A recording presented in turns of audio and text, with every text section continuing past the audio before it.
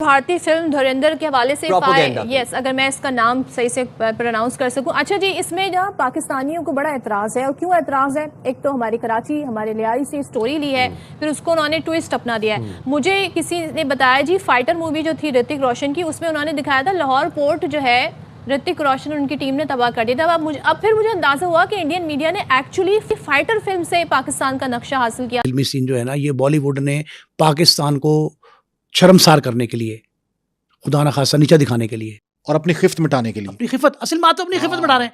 हर महाज पे मैंने कहा शिकस्त हुई है। अब वो सकाफती महाज पे पाकिस्तान पे अपना बाला दस्ती जो है ना कायम करना चाहते हैं। इतनी सी बात है। हम करेंगे हिंदुस्तान पर एक बहुत बड़ा हमला, और हमला नहीं करेंगे, हमले करेंगे, ताबड़तोड़ करेंगे और उसके होश उड़ा देंगे इंशाअल्लाह। अभी मजा आएगा ना। हमें इस तरीके से चाहिए कि हम फिल्में बनाएं, लेकिन इसके लिए जरूरी क्या है?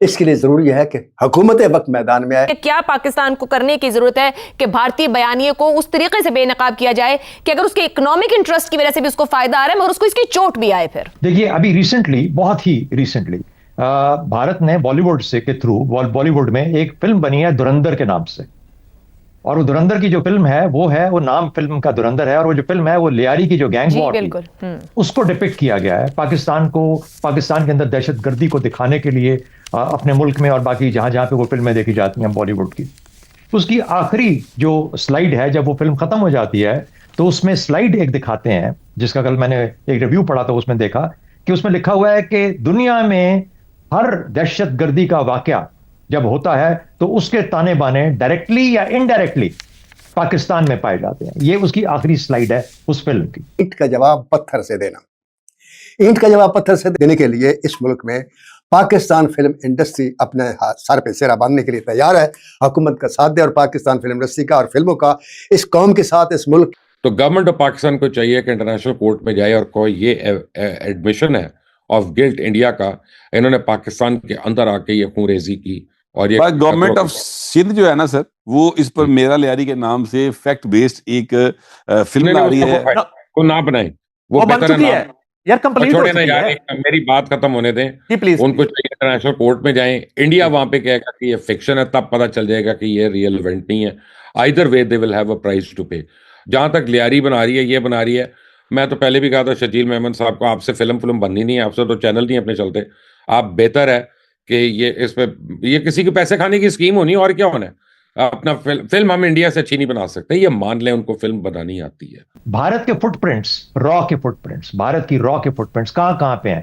कनाडा में पकड़े गए, अमेरिका में पकड़े गए, यूके के अंदर जाते हैं पकड़े जाते हैं, अफगानिस्तान में पकड़े गए खवारिज की शक्ल में, आजीविजन काम कर रहे हैं वहां पर, ईरान में कुलभूषण यादव की शक्ल में पकड़े गए। ये समझते थे हम ये इसराइल बन गए हैं, और इसराइल के तरह मोसाद के नक्शे कदम पे चलते हुए शायद वहां से कोई इंस्पायर हुए थे, क्या हुआ था, इन्होंने ये काम किया। और ये सब मूवी है धुरंधर है कि अब इस वक्त जब हम इस प्रोग्राम में रिकॉर्डिंग कर रहे हैं, अहले लियारी सरापा एहतिजाज है इस बात पे कि हमारे सरदार पे और हमारे सरदार की मां पे, हमारी सरदारनी पे नाजायज ताल्लुकात का शुबा, इल्जाम ये धरा गया फिल्म में, वो इस पे सर हम खड़े हैं, और इस खौफनाक अंदाज से पूरे दुनिया में एहतिजाज हो रहा है इस पे सोशल। वैसे हकीकत क्या है? मारा तो था उसने अपनी वालदा को, तो वो कहते हैं कि किसी और से नाजायज ताल्लुकात की वजह से मारा था। हाँ, ये बात ठीक है, नाजायज औलाद नहीं था, नाजायज औलाद का नहीं, उसने माँ पे, अपनी माँ पे तो कोई इल्जाम नहीं लगाएगा ना, उसने कहा कि मारा था, बात ठीक है। धुरंधर जैसी फिल्में पाकिस्तान के लिए आईना है। इस फिल्म से पाकिस्तानियों को समझ जाना चाहिए कि भारत अब पाकिस्तान के अंदर घुसकर अपने दुश्मनों को ऐसे ही मारता रहेगा। अभी ये फिल्म तो केवल ट्रेलर है, इसके बाद जो फिल्में आएंगी वो पाकिस्तान का क्या हाल करेंगी। दोस्तों, अभी तक तो पाकिस्तानी धुरंधर से ही परेशान थे, अब सनी देओल की बॉर्डर 2 भी आने वाली है। इस फिल्म का टीजर रिलीज हो चुका है और पाकिस्तानी कह रहे हैं कि भारत की एक और फिल्म पाकिस्तान के खिलाफ आ चुकी है। इस टीजर में सनी देओल की दहाड़ ने पाकिस्तान हिला दिया है। सनी पाजी अपने पुराने रूप में आ चुके हैं। उन्होंने किस तरह अपनी पुरानी फिल्मों में पाकिस्तान और पाकिस्तानियों को पेला है, ये पाकिस्तानी उसे भूले नहीं है। दोस्तों, ये पाकिस्तानी धुरंधर को जितनी ज्यादा गालियां दे रहे हैं, भारत में धुरंधर उतनी ही ज्यादा पैसा कमा रही है, और यही काम बॉर्डर 2 के भी साथ होने वाला है। दोस्तों, पाकिस्तान ने धुरंधर को काटने के लिए एक फिल्म बनाई है, लेकिन यदि पाकिस्तान इस विषय पर फिल्म बनाता है तो वो सबसे ज्यादा हिट होगी, और वो ये है कि पाकिस्तान किस तरह अपने यहाँ आतंकी फैक्ट्री और भिखारी भिखारियों की इंडस्ट्री चलाता है। किस तरह पाकिस्तान आतंकवादियों और भिखारियों को पूरी दुनिया में भेजता है। इस पर बनी फिल्म पाकिस्तान में बहुत ज्यादा पैसा कमाई, जिसका कोर कॉन्सेप्ट ये है कि 99 में तैयारा हाईजैक जो कंधार एयरबेस पे हुआ और उसके बाद 2001 में जो इंडियन पार्लियामेंट पर अटैक हुआ, उस ज़िम्न में ये कोर कॉन्सेप्ट लेकर मूवी बनाई गई है और सारे का सारा इल्जाम पाकिस्तान पर धर दिया है और बताया यह गया है कि पूरी दुनिया में भारत की किसी ने नहीं सुनी और इस वजह से हमें यह मिशन धुरंधर जो है वो करना पड़ा। 65 में जब हिंदुस्तान ने पहली बार एक बड़ा हमला पाकिस्तान के महाजों पर किया, उस वक्त पाकिस्तान की फौज ने जवाब तो दिया, बेपनाह अच्छा दिया, लेकिन उनके जज्बे को जिसने सर्द नहीं होने दिया, जिन बंदूकों को हमने खामोश नहीं होने दिया और जिस जोश को हमने ख़त्म नहीं होने दिया, उस जोश को पैदा किया था मैडम नूर जहां ने, नैसुन भट्टी ने, मसूद राना ने और दीगर सिंगरों ने। आपको याद होगा कि जिसमें मैडम नूर जहां के गाने थे, मेरा माही करनैल नी जरनैल नी पुत हटा देने वक्त लब दे तू लब दी फिरे बाजार कोड़े,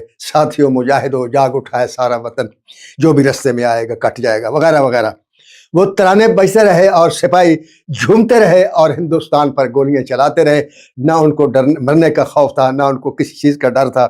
वो जज्बा जैसे एक मुकर्रर उभारता है, एक लीडर उभारता है और कौम जो है चल पड़ती है उस रास्ते की तरफ जो रास्ता लोगों को नामुमकिन नजर आता है और वो हल कर लेते हैं। वो रास्ता लीडरों ने दिखाया, मौजे तंग ने दिखाया, लॉन्ग मार्च हुआ, बांग्लादेश ने सिखाया आपके सामने है, श्रीलंका ने सिखाया आपके सामने है, नेपाल ने सिखाया आपके सामने। तो पाकिस्तान के लीडरों को भी ऐसा जज्बा पैदा करना चाहिए जो अभी तक वो नहीं पैदा कर सके।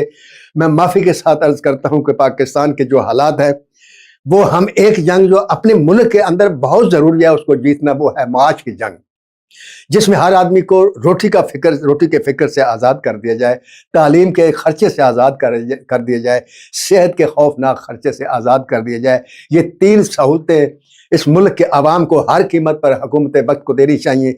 इसको देने के लिए हमें पता पैसे चाहिए और पैसे इस वक्त नहीं है। पाकिस्तान की एक्सपोर्ट कम हो गई होगी, इम्पोर्ट ज़्यादा हो गई होगी, लिहाजा कोई ऐसा माशी माहिर लेकर आएँ और ऐसे मुखलिस वजीर लेकर आएँ जिस मुल्क के लिए वो पॉलिसियाँ बनाएं कि पाकिस्तान के ख़जाने में पैसे जमा हों ताकि वो गरीबों की मदद कर सके, खाने पीने की चीज़ें सस्ती हों, तालीम मुफ्त हो, सेहत मुफ्त हो। तो ये करना इसलिए ज़रूरी है कि अगर ये चीज़ें होंगी, कहते हैं ना सेहत है तो सब कुछ है, सेहत होगी और फिर उसके साथ तालीम होगी तो फिर जो रास्ता जो है जो मैं बताना चाहता हूँ उसको अपनाना बड़ा आसान होगा और वो रास्ता है फिल्म का जवाब फिल्म से देना।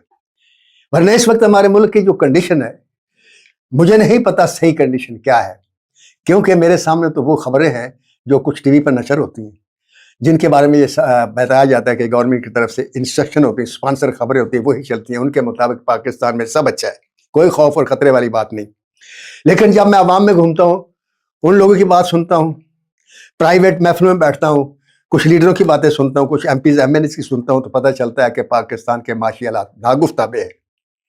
जितने इन्वेस्टर थे वो इस मुल्क से जा चुके हैं, बड़ी बड़ी कंपनी के इन्वेस्टर यहाँ से कंपनियाँ बेच कर जा चुके हैं। कोई आदमी पाकिस्तान में इन्वेस्ट करने के लिए तैयार नहीं है। जब ऐसी कंडीशन होगी तो फिर हमारी हालत वो हो जाएगी जो जर्मन कौम की आलमी जंग हारने के बाद हुई थी। एक वाक़या है मेरे प्यारे सामिन, मैं आपको सुनाना चाहता हूँ। अल्लाह ना करे हमारे बैंकर्स पर वो वक्त आए। जर्मन का एक बैंकर था जिसके खरब रुपया था, जिसके पास